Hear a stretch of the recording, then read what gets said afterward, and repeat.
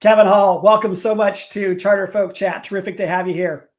Jed, it's great to be here with you. Thanks for having me. Hey, of course. You and I have known each other for a very long time. I can remember you being there in that first few hours after I was announced into the CCSA gig, but you and I knew each other for a long time before that. We've stayed in contact all sorts of different ways. All your work in Los Angeles, all your work across the country. I know a lot about everything that you've done, but I'm not sure that all CharterFolk listeners might know of your background. Can you just talk about a few of the experiences earlier in life that just kind of hooked you in? What is your charter school origin story? Why are you giving so much of your life to this cause of ours?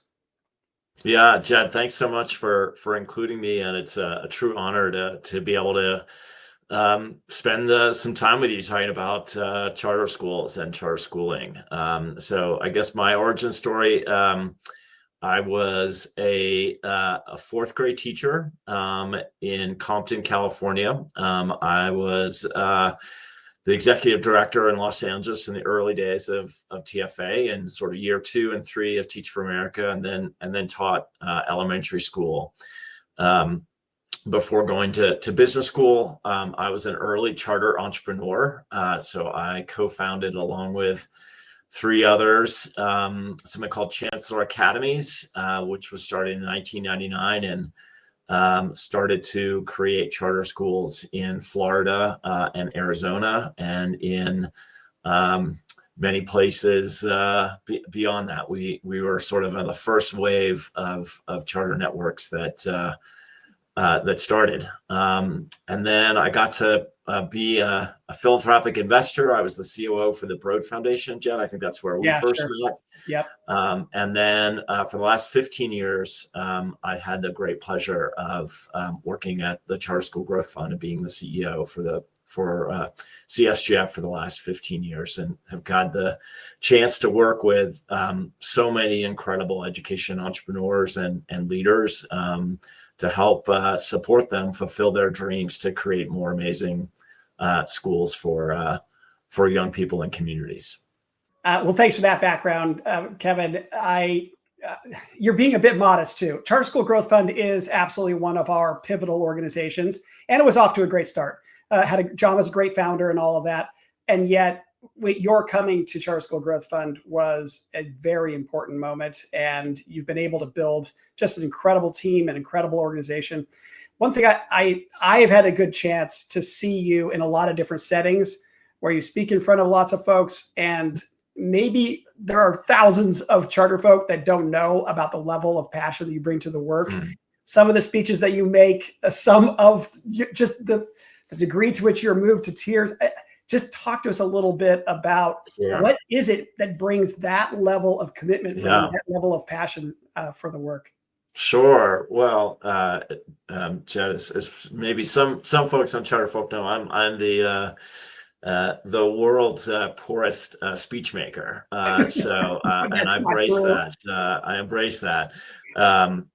I think, for me, a lot of it is, when we have our gatherings of leaders who lead the networks that we support, we really try to create this intentional space that celebrates them and really honors them as leaders, and that we're all in service of them and their leadership and their vision.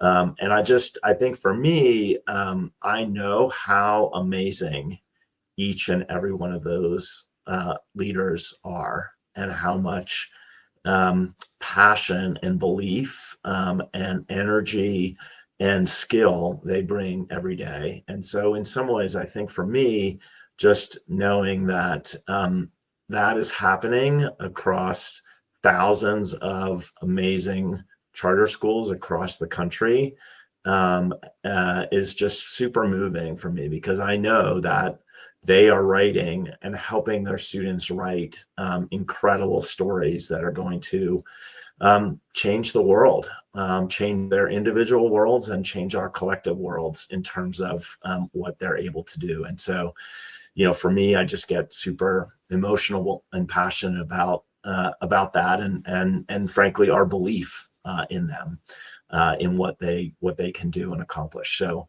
it's a true gift, and it's it's why I do this work, why I love this work. That's so great. I love that. Thank you for bringing that out, because I was going to bring it out of you if you hadn't said it. There's just, we get this chance to work in support of a noble cause. Young people just not getting the educations that they want. And it's just ridiculous how difficult it is, and how the level of personal commitment and the costs that some of our adults working in the charter school space have to endure to make progress on their behalf. And I would say each time I've seen you moved to tears, Kevin, it's usually been some charter school leader pushing through something just absolutely ridiculous at yes, pretty considerable personal cost, but to achieve 100%. something amazing for kids. So thank you for all that you've done. And that's an entry point for CharterFolk. That's why I do this stuff as well. Absolutely. Let me ask you, you've got this unique perch, 15 years at the Charter School Growth Fund. We've seen so many political changes, so many dynamic changes happening within the movement. How would you assess how we're doing right now from your unique vantage point? Yeah, and maybe I could just start with a little bit on the Charter School Growth Fund history. So we were formed in 2005, so it's basically our 20th anniversary this year. And if you were to take all of the 180 networks that we support around the country, collectively, their schools in 2005 served probably about 25,000 students. So many of them didn't exist. The vast majority of them didn't exist at that point. The earliest folks that we ended up backing, the Nobles, the Ideas, the Yes Preps, the Uncommons, the Aspires of the world, they were all less than 4 schools at that point. And so it's just, I think it's really important for us to remember that fast forward 20 years later, and that set of groups now serve 750,000, almost 750,000 students, and has 1,600 schools, and they've just come so far in that 20-year period of time that I think for us, there's a sense of just wonder and belief in this. And again, sort of going back to that point of time, there wasn't really there weren't a lot of examples of people being able to scale and create more great schools. And I think part of what we've been able to show is that it's possible. And it's possible across an array of models. It's possible across an array of geographies, serving different communities, taking different approaches, and with just this wonderful tapestry and mosaic of leaders from all kinds of different backgrounds. And I just think that is something that's just very, very, very special. So I want to sort of start with that, which is how far we've come, right? And I also think, we also know it's hard now. It's probably harder in some ways than it was in 2005 for a variety of reasons, and we could talk through some of those. And I think we actually have a lot of hope for the next 20 years. And that I think in a lot of ways, the last, 5 or so years have been really, really hard on leaders, on students, on families, on communities. And I also, we see a lot of sort of emerging hope and momentum for great networks, great entrepreneurs who are starting new schools, to really, who are really gaining a lot of momentum. And, they're doing it in different places maybe than in that first wave, in terms of locations where it's happening. And I think many of them are also embracing different models that are going after different sort of student populations, different approaches, standing on the shoulders of what we've learned over this last 20 plus years. But I think for us, we're feeling quite positive and optimistic about, what the next decade at least looks like. Yeah, I couldn't agree with you more. I feel like, I mean, Andy Rothram and some of the bellwether people, they're like, Jed, you're excessively optimistic, to rose tint colored glasses. But I say to them, come on, you can postulate that there are all these problems for charter schools, but most of it is not supported by evidence, is not supported by data. How we're performing academically, how we're continuing to grow. So I continue to think that the skies are blue for charter school growth. I mean, look, there are challenges galore left and right. Let's not be naive about this. But at the same time, I would say that my own view is that we could be growing faster. Absolutely. And I struggle to retain a sense of personal tone rightness on this issue. Now, I always had that at CCSA as well. Hey, you got to grow more. I know how hard it is at best of times, worst of times. But I feel right now in most of my interactions where I'm in a group of 12 or more charter folk, I think I'm more pressing. Guys, I think we can grow more quickly. Yeah.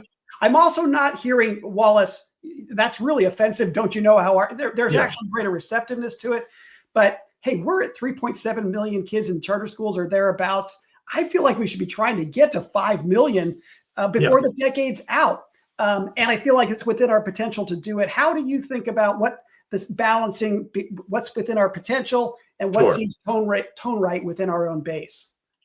Yeah, I mean, I think, I guess we sort of think about it from a couple different perspectives. So one is we're huge believers in it's really hard to create and run one great school. Yeah. Like that's hard. It's not easy. And we really believe in that and we honor that. And that we think we need more people to go and do that. We also think then that the people who create that one great school have this incredible opportunity to go create number 2 or number 3 or number 5 or number 10, right? And that there are building on that. I think what we've learned over the 20 years is like, if you have a good start and you know what you're doing and you know what is delivering results, then it is absolutely possible and absolutely in the realm for people to go and say, let's go do this again. And in fact, for many of our leaders, like that second time, they're building on all the pieces that they learned in that first one, right? In terms of the second one opens more smoothly, they get to higher results earlier, all those kind of things that I just think we've learned. I think the other piece for us is we now have lots of examples of entrepreneurs who have come out of other settings and have taken that and really created incredible networks right out of the gate. So a couple examples, Oliver Seek at Innovate, right? In your home state of California, right? Came out of Noble, learned a lot about Noble, then came and took his knowledge, experience, key pieces of the Noble model, and then create Innovate, right? Yep. Emily Kim with Zeta coming out of the success tree. Todd Dixon at Valor in Tennessee coming out of Summit, right? So I just think we're seeing more and more of those happen, and they're able to sort of stand on the shoulders of what they have built before or helped build before. And that second time is, we're just seeing magic happen a lot in those places. So yeah, I would just say overall, like, I think, we have some places, New York, Massachusetts, where we should be able to grow. And, there'll some conditions. I'm a big believer in, there are political windows and the pendulum is always going to swing. And so, we got a mayor's race in New York City. Yeah. Who knows who's going to win on that one? But you could imagine certain mayor saying, hey, I've got 140,000 kids in charter schools. Our student population is declining. we need more kids in really good schools. And so there's a different deal for a cap lift, right? And Sure. so, could I imagine another 50,000 plus kids going to charter schools in New York in the next 5 to 7 years? Yeah, absolutely. Absolutely. Right. And so I do think, those kind of things I believe will happen in some states, partly because of the pressure from parents on it. Totally. I really believe that. I think there'll be political pressure as performance continues to stagnate in K-12. Yeah. And I just think that is, there's going to be more of a political pressure on a bunch of fronts around that. Your home state of Colorado is another great reason for optimism. Not that Yeah, Michael Bennett is guaranteed to win, but that guy's certainly the front runner for the next. sure. And we would have had then 8 years of Polis as governor and potentially 8 years with Yeah. Bennett. What we could get done in Colorado, another example, a blue context too, right? Absolutely. And a place where, 15% of the kids who are K-12 go to school in charter schools here in Colorado, right? And so you have charter schools that serve students in every county in Colorado, and a wide array of school models. And I think, I think a real chance that there's momentum over this next 5 to 10 years. A lot of the building blocks in the ecosystem are here for that kind of growth. Do you see that the bottlenecks to growth are any different right now than they've ever been? Hey, facilities have been a problem. Hey, leadership. Sometimes it's around authorizing conditions and those kinds of things. But Yeah. is there a flavor that's unique in 2025, or is it basically the same challenges, just finding slightly different manifestation? Yeah, I mean, I think there are. So you named, facilities, obviously, educator talent, Yeah. school leadership, some authorizing piece.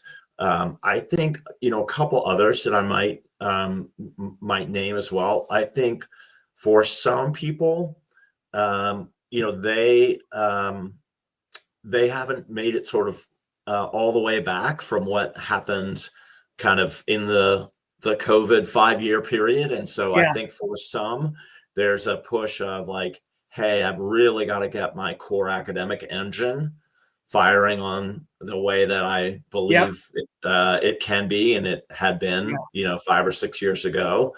And so I'm basically, pausing growth until I'm confident I've got that academic engine. And then once I've got that in place, then I'm feeling way more confident and optimistic that I'm able to grow. So I would just put that as another overlay for some people who are basically saying, I've got to sort of what we would call it bounce back Sure. to where the sort of level of outperformance that they'd had in the sort of 2017, 2018, 2019 period. Yep. And so I would just add that as another piece.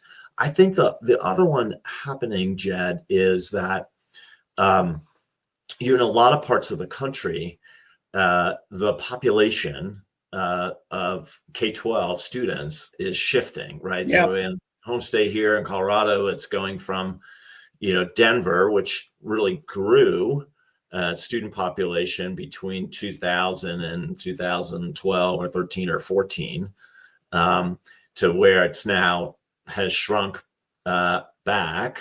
But you're seeing growth in Aurora, which is right next door. Yeah. Right? Yeah. And so I think we're seeing that play out in Texas in a lot of places, sort of Yep. Houston relative to the ring, San Antonio school district relative to its ring. And so I think where we're seeing more people try to grow is they'll have maybe started in a San Antonio or a Houston or a Denver, and they're starting to grow outside of that ring, really following kids and families, right? Yep. on that journey. And so you also, in some of those places, you don't have a whole lot of charters. And Right. so we see that both there's some authorizing challenges. Sometimes if you've got a statewide authorizer, it's a lot easier Yeah. for you to make that journey. But I think we see a lot of people sort of following families and students, in that journey. Let me ask you a little bit about advocacy conditions. I am personally of the opinion that basically the NEA taking a new policy position in 2017, announcing that the stopping of charter schools was its top priority, is what ultimately led to a lot of the challenges that we've faced. And I think that they've overreached in red places, and in blue places, it's slightly different. But I think now that I have a few more years to look at the overall experience, I'm rethinking that advocacy really consists of two kind of buckets of conditions. One is, how good are your policies? Mm-hmm. And the other is, how toxic is the environment generally, whether or not it's a policy setback or not. And we've seen a lot of breakthroughs for charter schools, policy breakthroughs in red states of late. In Tennessee, in Texas, in Missouri, Ohio, in Indiana, in Ohio. But if you look at it, the policy conditions in a lot of those red states were lagging blue states. Mm-hmm. And so what we've really needed was for the breakthroughs in these red states, just to get the red states up to a level of parity with what we've previously had in blue states. And now you look at what's starting to happen in Tennessee. You look at the growth that's happening in Ohio. Hey, Indiana seems like it's really poised for something. I'm just wondering, do you see similar dynamics? Absolutely. Yeah, absolutely, Jed. I believe that there's, I think you make a really strong point on, in some ways, a lot of the places we've had policy wins over the last 5 years, we're kind of catching up to, the New Yorks of the world, or the Washington, D.C.s of the world, or frankly, even the Colorados of the world. Sure. Where you had pretty close to funding parity, not perfect, but you were approaching funding parity, right? In Ohio, definitely not. You didn't have that. Indiana, just a big win to get local dollars to be able to follow kids, as opposed to fund districts, fund entities. Yep. So those are really, really, big fundamental wins that we believe, frankly, unlock even more chances on the sort of entrepreneurial front, and frankly, also for high performers to be able to grow. Yeah. Right. So in Ohio, a few years ago, we worked hard to try to, we identified a set of high performers. People are outliers. And many of them were at like 2 schools or so. And basically they said to us, we can't afford to grow, right? The math is, it doesn't make sense for us to grow because we're at such a deficit on the per pupil funding that we don't believe, and they were right, unless someone was going to back up a huge philanthropic truck for a long, long time, it didn't make sense for them to grow. Now that's starting to change, thanks to the leadership and the advocacy, and lots of people came together to make that happen. So I think that's a really an astute point, Jed, that in some ways some of these wins have been sort of catching up a little bit to where we've had the conditions that are good conditions from a funding perspective in other places. I also think the other big one is, where, and this from our time in California together, where you have a statewide authorizer or an alternative to the local school district, you're going to see better conditions. You're going to see better operators emerge. You will see the best operators finding a path to be able to grow and serve more kids and families, because it's it's just a different equation in terms of the political calculus, and looking at it less from a I'm McDonald's and I'm authorizing, Wendy's to compete with me. It's Yeah. more of I'm just trying to create more great schools in our state. That's Yeah. what I'm trying to be about. Yeah, I think you're right. I also feel like sometimes, though, even in blue states, when you get the policy conditions right, but then the toxicity Yes. increases, it Yes. doesn't prove viable. So in New Jersey, for example, we have the state authorizer, Mhm. but we've got They're just not authorizing. a governor that hasn't been supportive, shut Correct. everything down in 2022. The Yep. association did an incredible job in 2023, blew him back. We got a lot of approvals again. 2024, he sags back to basically shutting everything down. Yep. In Massachusetts, we have a state authorizer, but now they have a superintendent there that's going to vote against absolutely everything. Everything. Right. And I just feel as though I may have been putting too much hope in Ezra Klein and his new, and maybe you read my stuff and maybe you were rolling your eyes at me, Kevin. I don't know. A lot of people, rightly should have.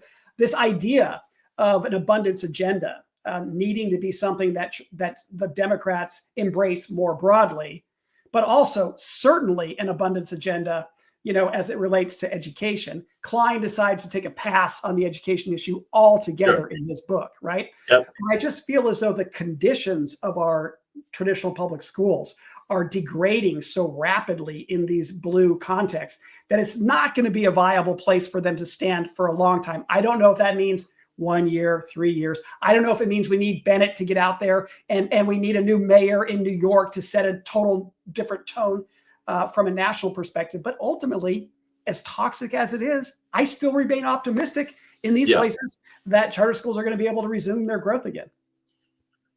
I do too. I mean, again, I sort of am obviously it's in our name, the Charter School Growth Fund. But I also just, I guess I'm old enough to remember that, what happened in New York, what happened in New Orleans, what happened in Indianapolis, Denver, Los Angeles, all those things that they weren't predetermined in 1995 that all those things were going to happen, right? Right. And so I really think that I think you're right. I think there's both a financial and an academic, and frankly, a crisis of confidence, I think, in for lots of K-12 districts, particularly in many of the blue states, where enrollment is going down. The ESSER money didn't drive results. Yeah. They hired lots of people, and there's I think a lot of parents are like, I want something very, very different than what's on offer here. Yeah. So I just think I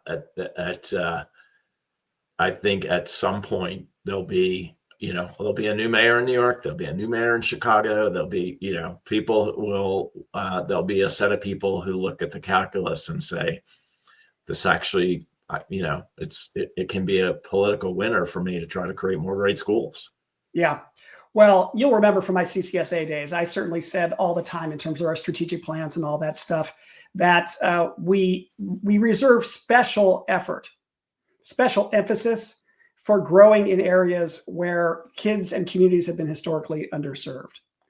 And yet at the same time, in California, we wanted to have a movement that was reflective of the demographics of the entire state. Yes.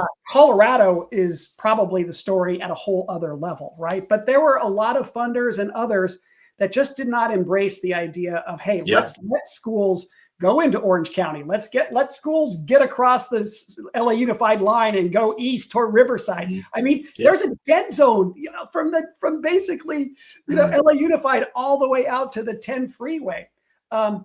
Now, if I'm inferring correctly, are you saying that Charter School Growth Fund would be supportive of schools going into a variety of different geographies, going into a variety of different suburban and SES statuses to facilitate further growth? Yes, Jed, we have really been doing this for probably 5 to 8 years. Okay. Have been, quietly backing lots of people across different models, different geography, and sort of different mixes of students, some with sort of intentionality around that, sort of diverse by design models, as well as, folks who have gone after different kind of student populations in different contexts. The key for us is we're always looking for outperformance, right? So we want to see that given the demography you are serving, how are you doing relative to your peers? We want to see for your low income students, how are your students performing relative to their peers as well as the higher income students? So like for me, one of our favorite examples on this is a group in Florida called True North. So I've heard of these guys. Yeah. They are started by an incredible entrepreneur, a guy named Mike Balecka. And Mike was both a former a business guy. He also was in the head of the education committee in Florida, and helped to drive many of the reform and conditions that charters enjoy there. And I think, as you know, it's like 13 or 14% of all the kids in Florida are in schools and charter schools now. Right. And so Mike launched True North. And what we love many, many things about True North, it's, centered around character and purpose. They adopted from a whole bunch of different people, including Uncommon, around the idea of data helping drive and inform their instruction. There is no gap between their low-income students and their high-income students. Wow. They are top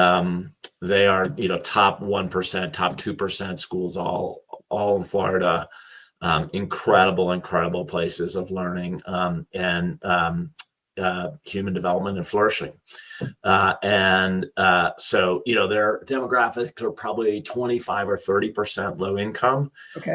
It's mostly Hispanic students. So it's the sort of median student there would be a middle class Hispanic student, lots of dual language speakers, et cetera. So incredible story, a place that we learned a ton from. And there's probably, 8 to 10 groups similar to that, Jed, that we're backing around the country now. One thing that distinguishes the California sector from the Colorado sector, and California is where I spent most of my life. Colorado is where I grew up. These are natural lenses for me. Yeah. But they have other comparison points too. California has a lot of schools in suburban settings, but those schools have turned out to be ones that have almost been contrarians as it relates to performance on achievement tests. They're Montessori schools, they're Waldorf schools, there's project-based learning schools, maybe some non-classroom based schools that are really focusing on just 2 or 3 days a week. And these are important options. I'm not saying don't have them. But if you look at Colorado has a lot of suburban schools, but they seem more like True North schools. And so when you hear the studies, charter schools in general don't perform any better than district schools, it's just cockamamie. To the extent there is any big statistical issue at play here, it's with low income kids, we way overperform. And then some of these suburban schools, we underperform. You add it all up and the overall sector doesn't look as great. But it seems to me as though the underperformance controlling for demographics in suburban settings is just ripe for the taking. We could and so, what you seem to be saying about True North is that seems to be Charter School Growth Fund's either intuition or your formal analysis at this point. Yeah, I think that's right. And so we're looking for people who are outperformers on that, right? And where there's also, we see a lot of demand on it. And so, it's we also think from a political perspective, a place like a Colorado, a place like an Arizona, a place like Texas, where you have those mixes, we've seen, for the most part, those are more politically, the coalition is stronger in those places. where you have suburban parents aligned with low income parents on working hard and fighting for charters. Yeah. I mean, in some of these states where we have ESAs and vouchers happening too, I think it's going to be a very interesting question that we're going to be putting to the suburban communities. Hey, are you going to take your voucher and then take your kid to a selective admissions school, or you're going to add something to your tuition? And it basically going to eliminate a lot of low income families from being able to go to that place. Mm-hmm. Or are we going to make a just totally ass kicking charter school, right? That you would bring your kids to, and you would actually end up being in a more diverse setting. This seems to be like one of the big questions for the next decade of charter school work. Yeah, absolutely. I mean, the early returns on that, I think, as you know, it's super early, but like in Arizona, you haven't seen charter enrollment drop. Yeah, exactly. Right. So you've obviously seen private school enrollment or usage of ESAs increase, particularly around certain populations, special needs students, et cetera, big increase on those. District enrollment we've seen drop, but we have not seen charter enrollment drop yet. We'll see. Okay. One more question here, just about sure. The growth of our sectors and the dynamics at play. I think that there was a period in the racial reckoning related to the George Floyd era and all of that, where there was great additional emphasis placed on getting diverse leadership into our movement. I thought it was a really healthy thing, because I actually thought that we were to some extent underemphasizing this. Now we get to a point and like people are being attacked for trying to get diverse educator corps and those kinds of things. I have to say, in my conversations with charter school people, I kind of like the quiet stance we're taking right now, which is we're going to keep diversifying our leadership. This is a long-term thing. We got all sorts of people in the chute. We don't necessarily have to wear it on our sleeve or take it into fisticuffs in every public setting, but our movement is diversifying its leadership, probably in ways that we're not seeing, across all of public education. Talk to me. Is it? What are your thoughts? What are your thoughts on this topic? Yeah, I mean, I think so. One, we're big believers in that, and have been for well over a decade. We've been working on this for 12 or 15 years, so it's not like we, showed up in 2019 or 2020. It was, we got to do this, which I think, is something that has been important for us. So of the 180 networks that we support, a little over 50% are led by a person of color, mostly African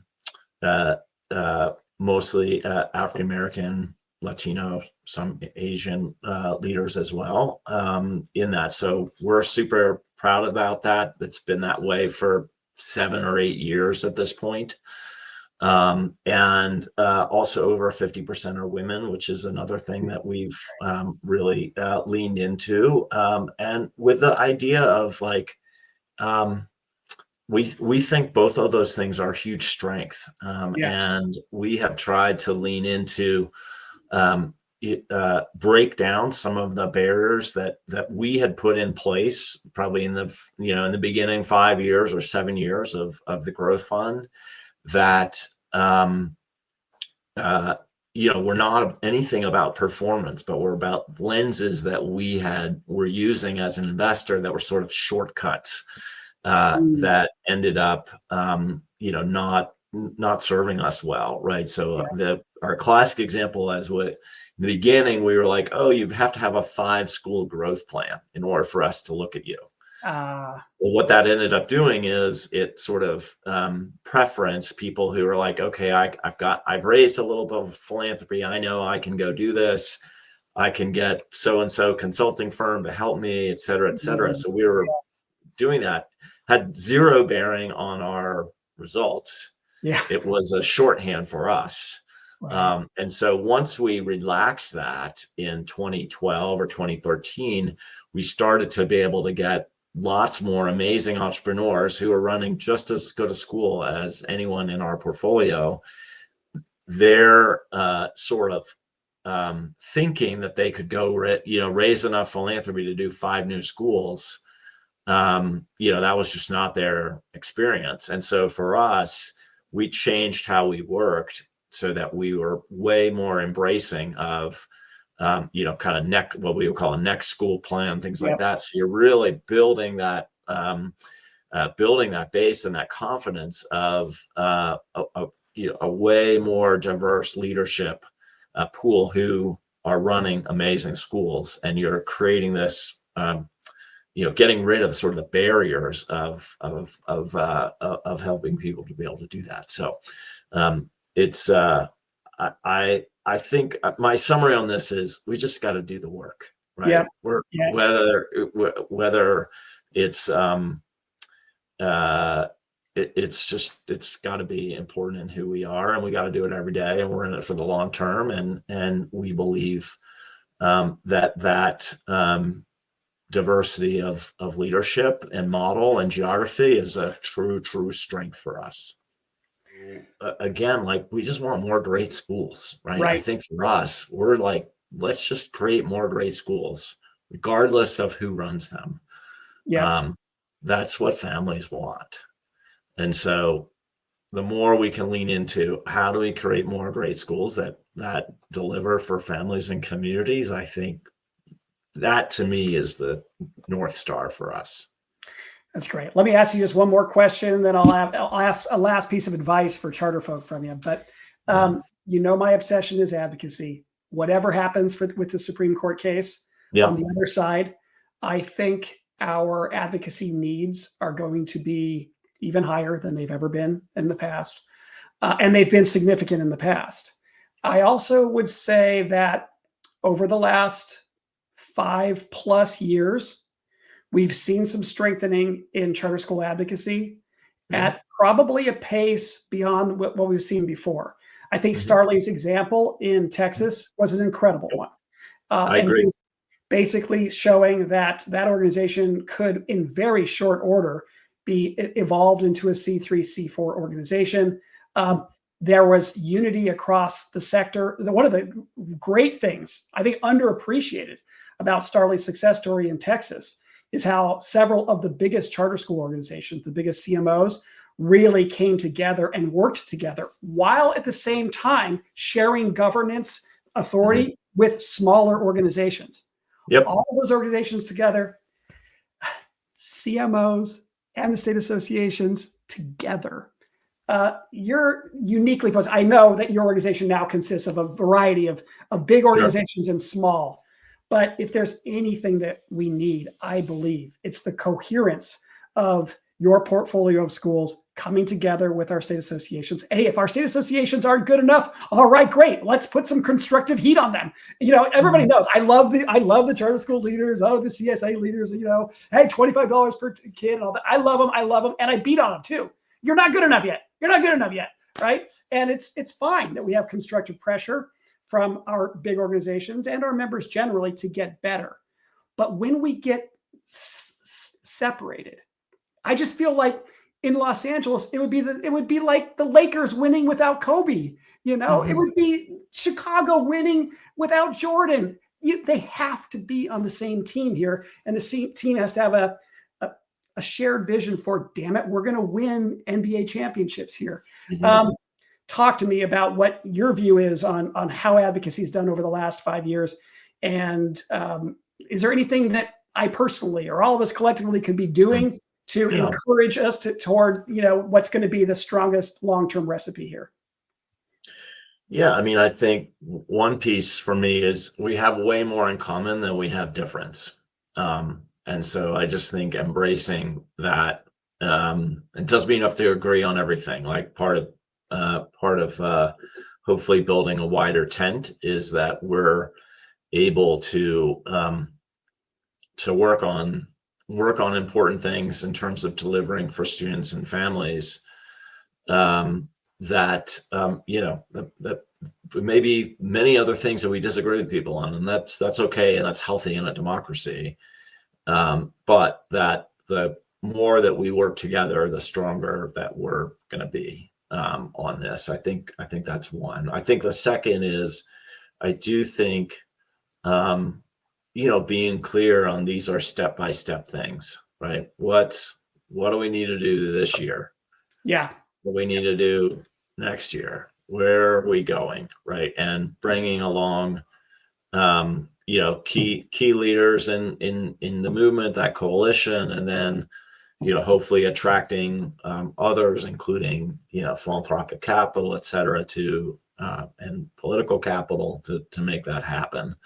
I do think, Jed, the vision that you've been talking about, that you're pairing C3 and C4, and you're able to play, where those things are complementary. I think that's really, important. And I do think that, Starley's example is a great example, and Starley's a terrific leader. And I do think where you get that alignment, as you said, we actually can get progress. We talked about a few of them earlier today where that, Sure. that's happened. And I do think that, coming out of, there's just a lot of stuff, as happening, Yeah. Jet. The Supreme Court piece will just be another, layer on it. But I do think that partnership of the CSAs and operators is just crucial in terms of trying to make any progress and also prevent bad things from happening too. Cool. Well, we'll hope that this trajectory continues, because if it happens for another 5 or 6 years in the way that has happened the last 5 or 6, when we look at it over a decade or a 12-year time frame, we're going to see things have gotten a lot better. All right, let me just wrap it up here. Two-pronged wrap up here. Anything that you just wanted to talk about, or any other observations around the charter school space? Would love to hear whatever you might be percolating on. And then my other one is, okay, go with that, and then I'll just make the last one. Go ahead. I just for me, Jed, I'm just super inspired by the people who are part of CharterFolk, the heart of our movement together. And I was talking with someone who, maybe some people know, many people may not. So a guy named Dr. Bobby Lopez, and he runs a small school network in Texas called Bob Hope that started in Beaumont, Texas. And they're now expanded to Port Arthur. And now they're expanding into the sort of eastern outskirts of Houston. And, just how incredibly talented of a leader and educator he is, and what he's built and what he's continuing to build, and his continued passion and just leadership ability just is super inspiring. So I hope, sometimes I feel like the more you can go and spend a day in a school and just see what's happening, it's so it's so remarkable. And I kind of feel like I think part of what you're doing, and this is so great, Jed, is you're just elevating so many of those voices who really are the heartbeat of what we do. And so I want to say gratitude to all the folks who are doing this, and thankful for you, Jed, for spotlighting so many of them.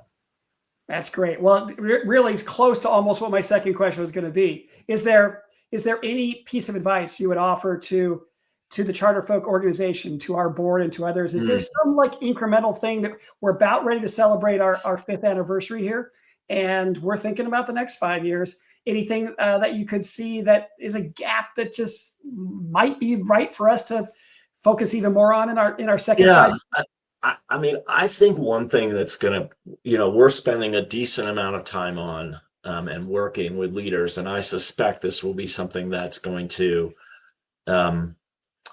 emerge over this next 5 years. I mean, I think for us, at CSGF, our kind of 3 pillars are around growth, which means serving more students and family; performance, meaning how our schools are doing relative to their peer set; and then innovation, really, because our belief is, particularly for low income Black and Hispanic students, our sector, we are the innovation engine. Totally. Like, we are that. I wish that weren't true. There's, I'm sure, amazing things happening in some schools and districts, but they're not trying to scale. Yeah.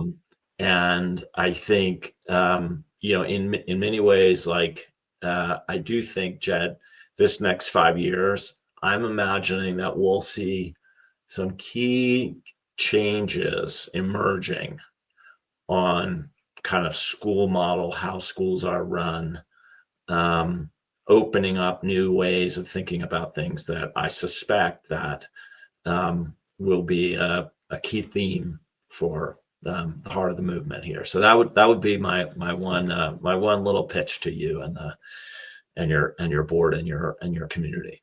I like it. Thank you so much for that. And I'll just share a little one other piece of good news that you shared, before we started recording here, which is that you're still out there on the soccer field in your mid-50s. And you and our work together is getting close to a quarter century in duration, but we were at it almost a decade before we met. Yeah. And I would just say, I don't know, Kevin, I think we're 35 years in. We probably got another 35 in front of us. So, stay on the soccer field. God willing. Stay in good shape. Thank you, my friend. I really enjoyed having this time together. Thanks so much for making time today. Jed, thanks so much. Cheers. Bye-bye.